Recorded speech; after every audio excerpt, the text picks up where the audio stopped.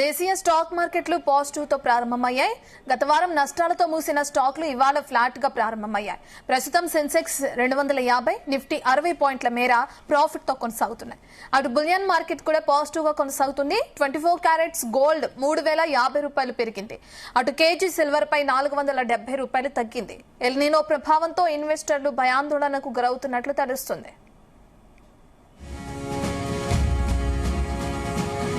ఇదే విషయానికి మనతో మాట్లాడడానికి సీనియర్ మార్కెట్ అనలిస్ట్ జీవి సత్యనారాయణ గారు అందుబాటులో ఉన్నారు. సత్యనారాయణ గారు, గుడ్ మార్నింగ్ అండి. కొన్ని రోజుల నుంచి మార్కెట్లు అంతా ఫ్లాట్ గా ఉన్నా ఈ రోజు కొంచెం లాభాల్లో మనం చూస్తున్నాం. బంగారం కూడా కాస్త పెరిగింది రేట్. ఇక ఎల్ నినో ప్రభావంతో ఏదైతే భయాందోళనలో ఉన్నారో అదే కొనసాగుతుంది అనుకోవచ్చా? ఈ వారం అంతా ఎలా ఉండే అవకాశం ఉంది మార్కెట్? ఓకే, మీరు అన్నట్టు ఇప్పుడు పొద్దున పెరిగింది కానీ ఇప్పుడు మళ్ళీ ప్రాఫిట్ బుకింగ్ జరిగిపోయింది. ఆల్రెడీ 33 పాయింట్లే ఉంది ఇప్పుడు బిఎస్సి సెన్సెక్స్. అది మళ్ళీ నిఫ్టీ వచ్చి -7 పాయింట్లు. అది అంటే న్యూట్రల్ గానే ఉన్నట్టు, పెద్ద ఇబ్బంది అంటే పాజిటివ్ లోనే ఉండాలి, లేదు తగ్గిపోయింది. ఇకపోతే ముడి చమురు అనేది అక్కడే ఉంది, అది కూడా $93 ట్రేడ్ అవుతుంది. ఇప్పుడు ఒక 2%, 91, 92 అంటే 100 లోపు ఉంది, 90 పైన ఉంది. కాబట్టి అది ఫ్లాట్ గానే ఉన్నట్టు. కాకపోతే మనకి న్యూస్ ఏంటిదంటే ఈ అమెరికాలో ఏదైతే ఉందో ఈ ట్రంప్ చర్చలకు వస్తుండే అనేది వార్త. దాంతో అది అయితే అనేది ఇప్పుడు మళ్ళీ ఇంకోటి ఏంటిది, ఈ అంటే ట్రంప్ మళ్ళీ కొంత అనౌన్స్మెంట్ అన్నమాట. ఏమేమి అనౌన్స్మెంట్ చేసిండు అంటే ఆయన ఏమంటుండు, మంచి ఒప్పందానికి దగ్గర అయిపోయాను, ఇరాన్ తోటి ఏదో ఒక టైంలో మేము డీల్ కుదరొచ్చు అని అన్నాడు. ఒకవేళ మళ్ళీ వాళ్ళు గనక ఒప్పందానికి రాకపోతే మేము ఏం చేయాలనో మేము అని మళ్ళీ అంటే తొందరపడి వాళ్ళు మేమేం ఒప్పందం కుదుర్చుకోము తొందరపడి, కానీ అనుకున్నది మాత్రం సాధిస్తాము ఖాయంగా. ఒకవేళ వాళ్ళు గనక ఏదైనా జరిగితే మాత్రం మా చేతిలోనే ఉంటుంది, ఆ దేశాన్ని ఆ నౌకాదళాన్ని మేము సర్వనాశనం చేసేస్తాం అని చెప్పేసి అంటే చేస్తేనో చేయాలి, లేకపోతే అంటే ఒప్పందం కుదిరితే మంచిదే, లేకపోతే మాతోటి ఇక యుద్ధమే అన్ని మళ్ళీ మొదలు పెడతాం అన్నట్టుగా మాట్లాడడం జరిగింది. అయితే మళ్ళీ ఇది కాకుండా ఇప్పుడు మళ్ళీ ఆయన అనడం ఇంకొక న్యూస్ కూడా చేయడం జరిగింది. ఈ అమెరికా న్యాయ వ్యవస్థ ఏదైతే ఉందో అది మోసపూరితంగా తయారైంది, వాళ్ళు ప్రభుత్వానికి సపోర్ట్ చేయట్లేరు అని చెప్పేసి ఆయన అమెరికా దేశ న్యాయ వ్యవస్థ మీదనే ఆయన అంటే ఎగనెస్ట్ మాట్లాడడం జరిగింది. అంటే ఈయన ఆర్థిక విధానాలు, పరిపాలనా నిర్ణయాలకు అక్కడ కోర్టులు కానీ అక్కడ న్యాయ వ్యవస్థ ఏదైతే ఉందో ఇతనికి వ్యతిరేకంగా రావడం జరుగుతుంది తీర్పులు. అంటే సుంకాలు, టారిఫ్లు అనుకోండి, మొన్న ఈ మధ్య అనుకోండి, ఇవన్నీ ఏవైతే ఆయనకి రాగానే ఆయన దాని మీద ఒక అసహనం, ఆగ్రహం వ్యక్తం చేయడం జరిగింది. మన రాజకీయ వ్యవస్థ సరిగా లేదు అని చెప్పేసి అనడం జరిగింది. అందుకనే నేను దేశ ప్రజలకి ఎన్ని నచ్చవు కాబట్టి నేను ఎదురు మాట్లాడుతుందని చెప్పేసి నన్ను ఎన్నుకోవడం జరిగింది. భారీ మెజార్టీతో అధ్యక్షుడిగా నేను ఎన్నికైనా నేను దేశ ప్రయోజనాల కోసమే పోరాడతాను అని చెప్పేసి ఆయన ఒక అనౌన్స్ చేయడం జరిగింది.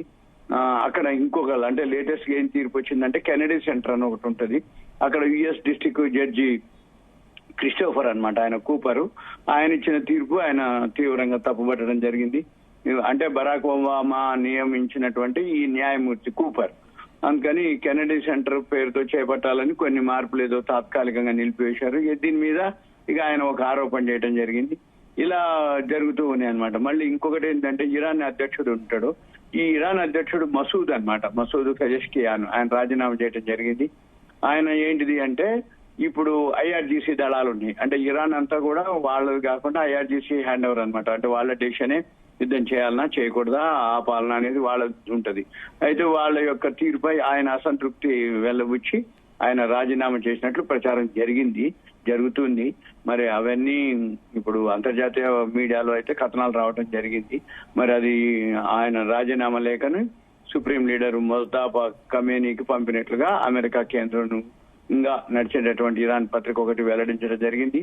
అయితే దీంట్లో ఏముంది ఆ కథనంలో అంటే ఆయన ఐఆర్జీసీ కమాండర్, ఇరాన్ మొత్తం పాలనంతా ఐఆర్జీసీ కమాండర్ల చేతిలోకి వెళ్ళిపోతున్నట్టు అని చెప్పేసి ఆయన రాయడం జరిగింది. యుద్ధం ప్రారంభం అయిన దగ్గర నుంచి ఈ కీలక నిర్ణయాల విషయంలో ఇరాన్ ప్రభుత్వ అధికారులకు దూరంగా ఉంచుతున్నట్లు తెలిసింది. అదే అలా అని రాసిండు ఆయన. అయితే ఈ శాంతి ఒప్పందాల మీద మళ్ళీ ఇప్పుడు ప్రతిపాదనలు ఏదైతే ఉన్నాయో అవి మళ్ళీ జరగలేదన్నట్టుగా అనమాట. అంటే ఇప్పటికి 60 రోజుల కాల్పుల విరమణ అయితే ఉంది. హార్మోజ్ తెరిచేందుకు చర్యలు జరుగుతున్నాయి. అయితే ట్రంప్ మాత్రం ఇరాన్ అణ్వాయుధాల తయారీని పూర్తిగా వదిలివేయాలనే అంశం మీదనే పట్టుబట్టినట్టు, దాంతో ఈ హర్మూజ్ పై కొన్ని మార్పులు కోరినట్లుగా అమెరికా మీడియా వెల్లడించడం జరిగింది. అయితే ఈ విషయంలో మాత్రం మేము తొందరగా ఏం డీల్ చేసుకోమని కూడా మళ్ళీ ట్రంప్ అనడం జరిగింది. మళ్ళీ ఇప్పుడు ఏంది, ఇరాన్ పార్లమెంటరీ స్పీకర్ మొహమ్మద్ బాగేర్ ఆయన ఏంది ఒప్పంద ప్రతిపాదనలపై స్పందిస్తూ ఆయన ఏమంటుండే, ఇరాన్ హక్కులను కాపాడనని ఏ డీలైనా మేము అంగీకరించము అని ఆయన పేర్కొనడం జరిగింది. అంటే ఇక్కడ ఏం జరుగుతుంది, ట్రంప్ ఒక అనౌన్స్మెంట్, మళ్ళీ ఇరాన్ వాళ్ళకి అనౌన్స్మెంట్. యుద్ధం జరగదు కానీ యుద్ధ వాతావరణం ఉంటుంది అక్కడ. దాంతో ఈ మన మార్కెట్లు కూడా పెద్దగా మూవ్మెంట్లు ఉండట్లేవు, న్యూట్రల్ గానే ఉంటున్నాయి. కాకపోతే రిజల్ట్స్ వచ్చిన కంపెనీలు వాల్యూ ఉన్నాయి చూసుకొని ఇండివిజువల్ స్టాక్స్ మనం కొనుక్కోవచ్చు, ట్రేడింగ్ చేసుకోవచ్చు. ఇకపోతే మన కమోడిటీస్ లోకి వచ్చేటప్పటికి గోల్డ్, సిల్వర్ కూడా పెద్దగా ఏం మూవ్మెంట్ లేవు, అన్ని న్యూట్రల్ గానే ఉన్నాయి. కాకపోతే అందరు కొనుక్కోవడానికి మంచి టైం ఇది. ఎందుకోసం అంటే ఫ్యూచర్స్ అన్ని ఎక్స్పైర్ అయిపోయినాయి మే మంత్, ఇప్పుడు అంతా జూన్ లో ఉంది. ఇప్పుడు ఓపెనింగ్ లో కనుక బాగా డౌన్ లో ఉంటే మళ్ళీ మధ్యలోనో ఈ మంత్ ఎండింగ్ ఎక్స్పైరీ టైం అయిపోయే టైంకి ఎక్కడో ఒక దగ్గర మళ్ళీ ఇవన్నీ పెరుగుతాయి అనమాట. అందుకని గోల్డ్, సిల్వర్ కొనుక్కోవచ్చు. షేర్ మార్కెట్ లో ఇండివిజువల్ స్టాక్స్ ఏ ఉన్నాయో ఆల్మోస్ట్ 4,000 పైన కంపెనీలు రిజల్ట్స్ వచ్చినాయి, ఇంకో 1000 కంపెనీల దాకా రావాలి. అవి నెగ్లిజిబుల్, ఇక వచ్చినా రాకున్నా ముందు 4,000 మేజర్ వచ్చేసినాయి కాబట్టి 5,000 కంపెనీల్లో ఈ 4,000 కంపెనీల్లో ఇండివిజువల్ స్టాక్స్ అనుకోండి, సెక్టార్ అనుకోండి, పవర్ అంటే ఇట్లా పవర్ సెక్టార్, ఇట్లా సెక్టార్ వైజ్ ఫార్మానా, బ్యాంకింగ్, ఏ కంపెనీల్లో ఏ సెక్టార్ లో ఏది ఇండివిజువల్ గా బాగా లాభాలు వచ్చినాయో చూసుకొని వాటిల్లో కనుక ఇన్వెస్ట్ చేస్తే నెక్స్ట్ ఇంకా 6 to 9 months హోల్డ్ చేయాలి, 1 year వరకు, నెక్స్ట్ బడ్జెట్ వరకు. ఎందుకంటున్నానంటే ఇప్పుడు ఈ ఎఫెక్ట్, ఈ ఇరాన్ అమెరికా యుద్ధం ఎఫెక్ట్ నెక్స్ట్ క్వార్టర్ మీద బాగా ఎఫెక్ట్ చూపిస్తుంది. ఇన్ఫ్లేషన్ పెరుగుతుంది కాబట్టి రిజల్ట్స్ అంతగా రావు నెక్స్ట్ క్వార్టర్. కానీ వాల్యూ ఉన్న స్టాక్స్ కనుక కొనుక్కుంటే ఒక 3 to 6 months 9 months ఆగితే అప్పుడు మంచి రిటర్న్స్ వస్తాయి. ఇంకొకటి ఇవాళ ఐఐపి డేటా వస్తుంది, ఇండెక్స్ ఆఫ్ ఇండస్ట్రియల్ ప్రొడక్షన్ వస్తుంది ఇవాళ. ఇంకోటి ఆటో సెక్టార్ సేల్స్ డేటా వస్తుంది ఇవాళ, ఆల్రెడీ రావటం జరిగింది కొన్ని. దాన్ని బట్టి ఆ షేర్లు మూవ్ అయితే ఆటో సెక్టార్ సేల్స్ కి మళ్ళీ దీని తర్వాత 5వ తారీఖు మనది ఫెడరల్ మన ఇండియాది క్రెడిట్ పాలసీ అనౌన్స్ చేయడం జరుగుతుంది ఆర్బీఐ వాళ్ళు 5వ తారీఖు శుక్రవారం. అందుకని మార్కెట్లు ఆచితూచి వ్యవహరిస్తాయి. అయితే వడ్డీ రేట్లు పెద్దగా ఏమి తగ్గించేది అనేది క్వశ్చనే లేదు, పెంచకపోవటమా న్యూట్రల్ గా ఉంచటం అనేది ఉంది. న్యూట్రల్ నే ఉంచే అవకాశాలు ఉన్నాయి, ఎందుకంటే అమెరికాలో న్యూట్రల్ గా ఉన్నప్పుడు మన దగ్గర కూడా న్యూట్రల్ నే ఉంటాయి. కాబట్టి ఇప్పుడు 5వ తారీఖు వడ్డీ రేట్ల decision credit policy reserve bank of announce చేస్తారు. కాకపోతే న్యూట్రల్ గా ఉండే అవకాశాలే ఉన్నాయి, కానీ అనౌన్స్ చేయాలి వాళ్ళు. అనౌన్స్ చేసేదాకా పెద్దగా మార్కెట్లు ఏముండవు.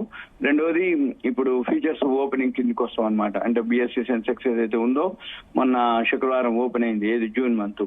మళ్ళీ బుధవారం రోజు లాస్ట్ బుధవారం రోజు ఎన్ఎస్సి ఓపెన్ అయింది. అంటే జూన్ మంత్ ఏదైతే ఉందో ఇప్పుడు అంటే ఓపెనింగ్ డేస్ కాబట్టి ఫస్ట్ వీక్ అంతా మంచిగా ఉంటాయి. రిజల్ట్స్ కూడా ఆల్రెడీ వచ్చేస్తున్నాయి కాబట్టి చూసుకొని చేసుకోవడం ఉత్తమం.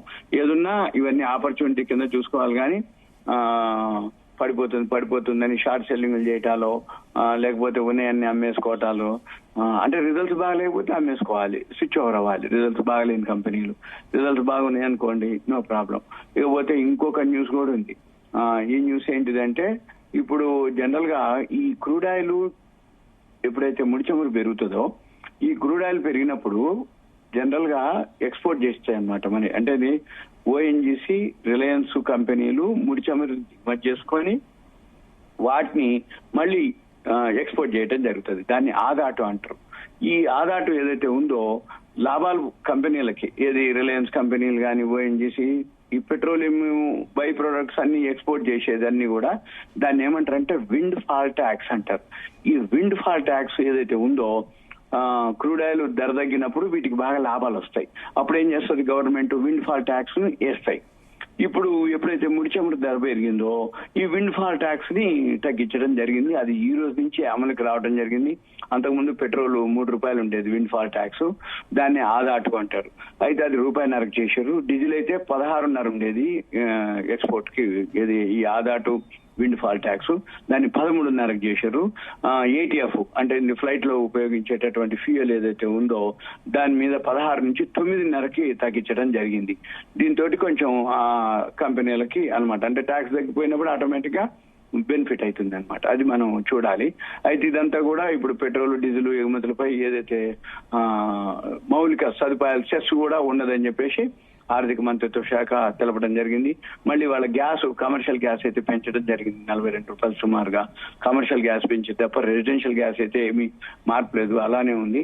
ఇప్పుడు మన పెట్రోల్ డీజిల్ కూడా ప్రస్తుతం మామూలుగానే ఉంచారు, ఏం లేదు.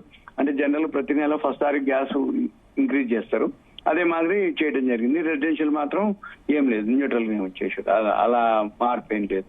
ఇది మనము అయితే మనం చూడవలసింది ఏంటిది అంటే ఇప్పుడు గమనించాల్సింది ఏంటిదంటే కొనుక్కోవడానికి మంచి ఆపర్చునిటీ గోల్డ్ సిల్వర్ కానీ షేర్లు కానీ.